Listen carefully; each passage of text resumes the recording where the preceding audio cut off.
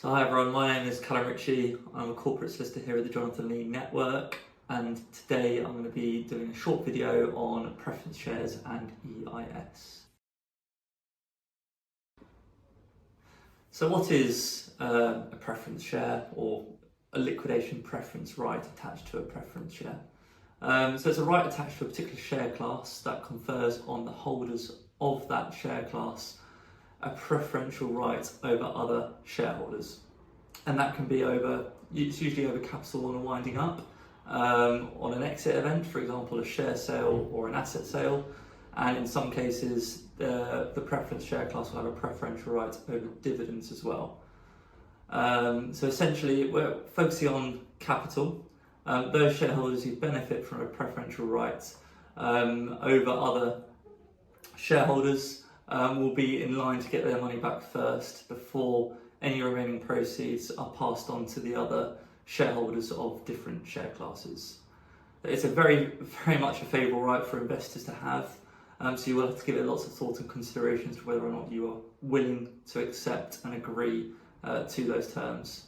But the usual preference share class, i.e. where preference shares are paid, usually their issue price, before all other share classes and shareholders, is not actually EIS compliant.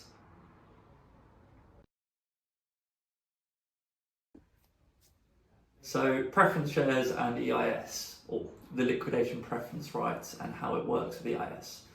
So HMRC do actually state within their venture capital schemes manual that SCIS and EIS shares must not have a preferential right to assets on a winding up.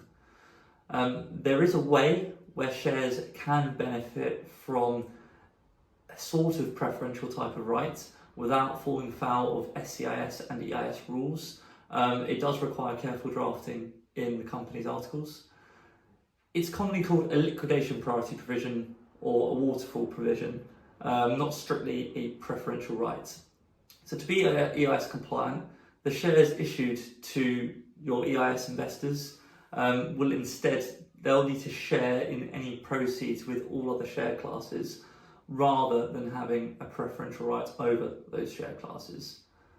So the provision can be structured such that the EIS share class, say they can call it ordinary A share class, they will share in the proceeds with all other share classes. However, until such time the EIS shareholders get their money back, they will be entitled to 99% of the proceeds, with the remaining 1% being shared between all other share classes.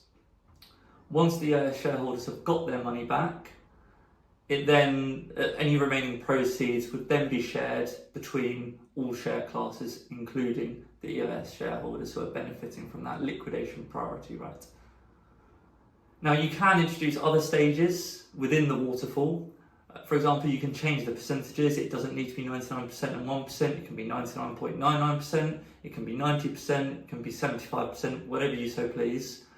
You can also introduce a stage where once the EIS shareholders have got their money back, you can then flip the sharing of the proceeds such that the ordinary shareholders or the remaining share classes would then receive a certain amount before any final proceeds are shared between all shareholders.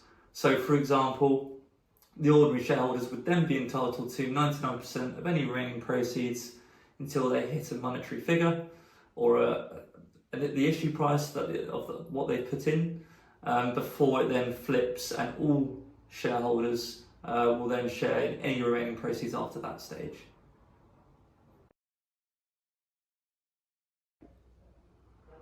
So as you can see, it is an intricate area and it does require fairly bespoke drafting within the articles. And how we can help, please email wewillhelp@jonathanlee.net. It's on our website.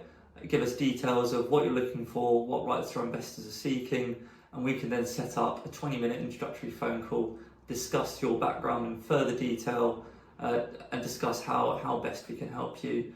Once we've had that call, we can then follow up and outline what our fees would be. But yeah, please get in touch.